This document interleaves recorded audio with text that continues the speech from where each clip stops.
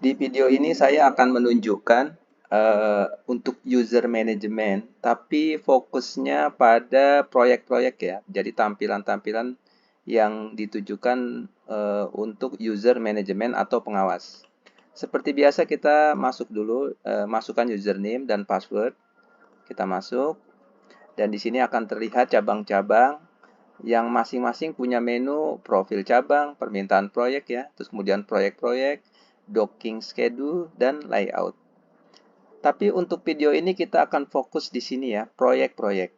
Kita langsung saja kita klik proyek-proyek, akan muncul daftar proyek-proyek di cabang ini. Ini adalah pencarian proyek-proyek ya, dari sisi status proyek nih, status proyek. Jadi bisa proyek yang sudah selesai, misalkan cuman yang sedang diusulkan pemasaran dan lain-lain, yang statusnya seperti itu. Dan jenis proyek ya. Jadi jenisnya itu ada perbaikan kapal dan bangunan baru. Nah, di sini nih daftar-daftar proyek yang terlihat di sini. Ini yang menjadi perhatian kita ya. Jadi di sini ada pertama nama kapal, di sini jelas, terus kemudian owner kapal. Terus di sini tanggal ya, tanggal proyek itu dimulai. Terus kemudian jenisnya perbaikan, nih ID proyeknya, kemudian di sini juga ada nilai nih, nilai penawaran dan nilai realisasi ya, nih nilai realisasi. Kemudian di sini adalah statusnya. Juga di sini ada progres ya, progres dari proyek itu sepintas langsung bisa kita lihat dan kapan terakhir, ini terakhir dilaporkan pada tanggal sekian. Di antara data ini ada data yang mungkin menarik buat user manajemen atau pengawas, yaitu project summary. Ini mengandung kesimpulan-kesimpulan dari cerita panjang di balik ini ya.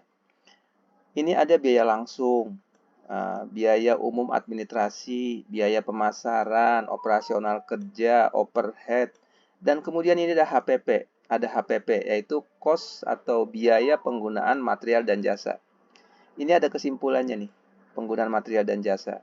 Ini mungkin cuma kesimpulan ya, padahal di balik ini ceritanya panjang. Kenapa? Karena dari mulai permintaan material dan jasa, kemudian material dan jasa itu ada di gudang atau tidak. Kalau tidak ada di gudang, pihak pengadaan akan belanja.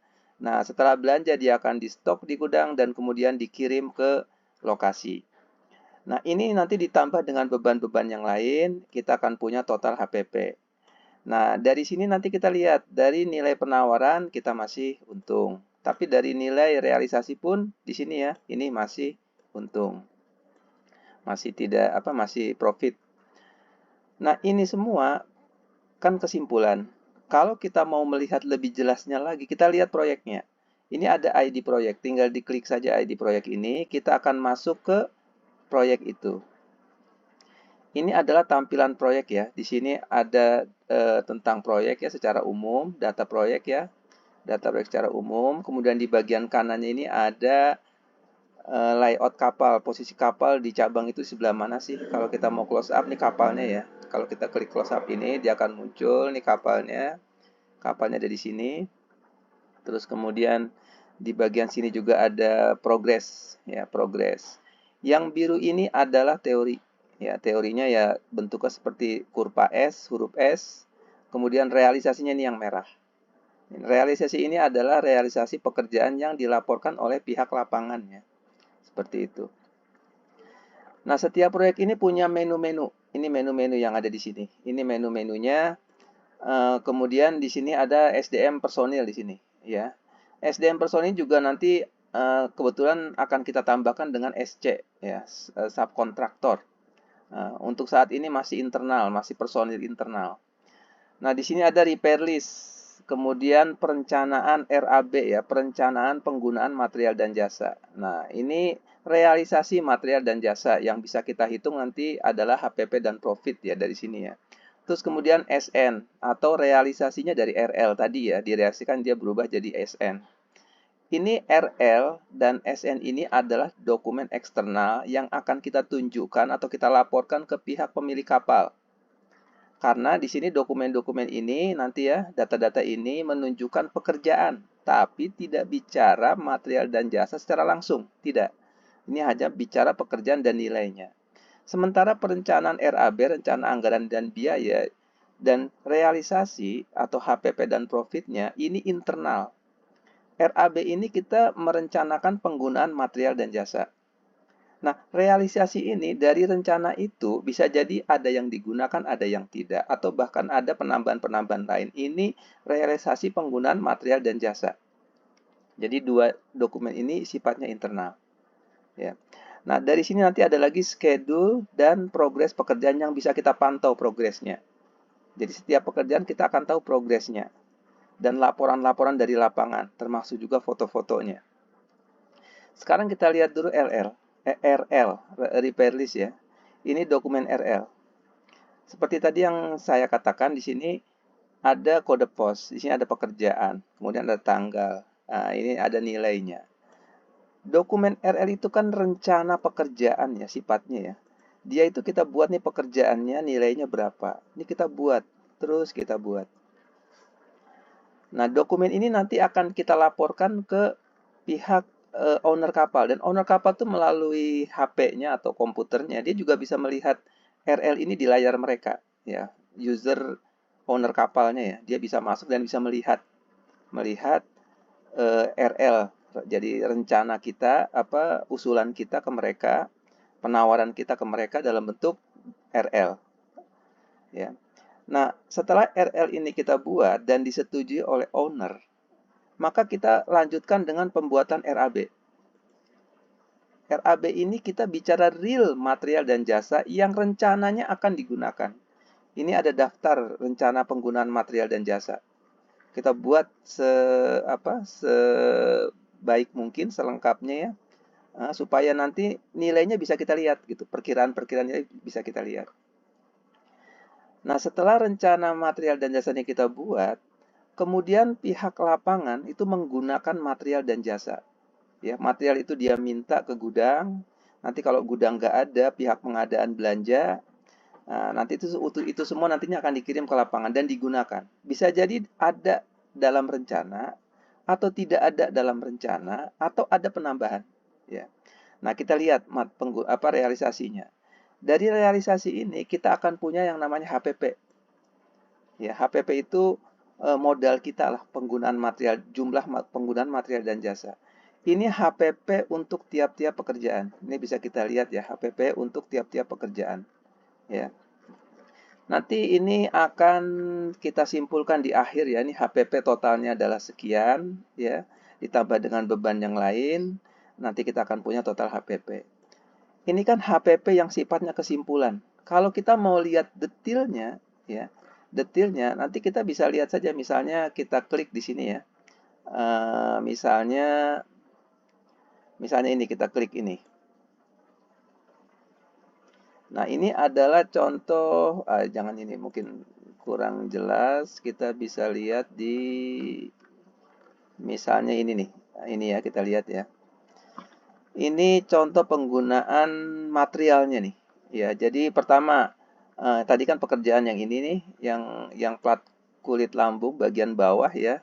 Ya, ini penggunaan materialnya apa saja. Pertama nih jasa yang di atas ini, terus kemudian ada LPG, ada kawat las, ada lain-lain. Ini nanti akan terlihat di sini.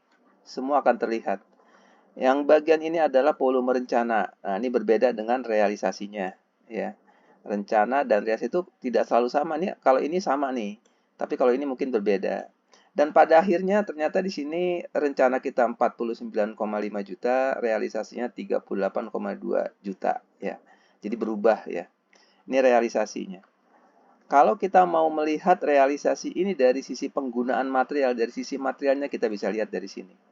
Material apa saja ya digunakan di pekerjaan mana saja di proyek ini ya. Di mana saja, terus apa saja materialnya, terus kemudian berapa jumlahnya semua tuh terekod. Jadi kita bisa lihat gitu ya. Kita bisa lihat. Nah, ini pada akhirnya ujungnya adalah HPP dan profit. Kemudian setelah ini berjalan, kita itu memberikan laporan kepada pihak owner itu dalam bentuk SN atau satisfaction note ya. Atau realisasi RL. SN itu adalah realisasi dari RL. Ini kita lihat di sini ya, ini kan rencana nih, ini kan dokumen RL yang sebelumnya kita buat.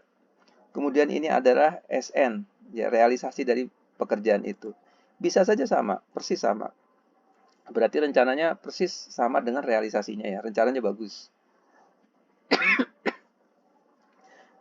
Ini sambil berjalan di sini nanti akan terlihat ini mungkin beberapa pekerjaan itu seperti ini ya, ini berkembang nih. Ketika kita rencanakan, ini mungkin cuma 3 item. Kita laporkan kepada owner bahwa kita akan mengerjakan. Tapi pada kenyataannya, ini bertambah. Mungkin ditemukan ini, ditemukan itu. Dan layar ini di mana rencana pekerjaan dan realisasi pekerjaan juga termonitor oleh pihak owner melalui HP dia atau komputer dia. Dia bisa lihat. Nah, jadi selama perjalanan nanti dia bisa approve gitu. Mana-mana yang dia setuju, mana-mana yang mungkin dia tidak. Nah, yang disetujui kita lanjutkan saja. Dan akhirnya nanti ini pekerjaan ini akan berkembang. Tapi dengan persetujuan pihak owner. Karena pihak owner juga memantau dengan layar seperti ini. Bisa membandingkan langsung antara rencana RL dan realisasinya. Ini akan berkembang seperti ini sandblasting misalnya ya. Ini kan rencananya kan simple ya. Kita laporkan ke mereka sandblasting itu 450 meter persegi. Tapi pada kenyataannya nih kita lebih detail lagi kita jelaskan ke mereka. Ya, dengan nilai ya tentu saja berubah ya. Nilainya berubah.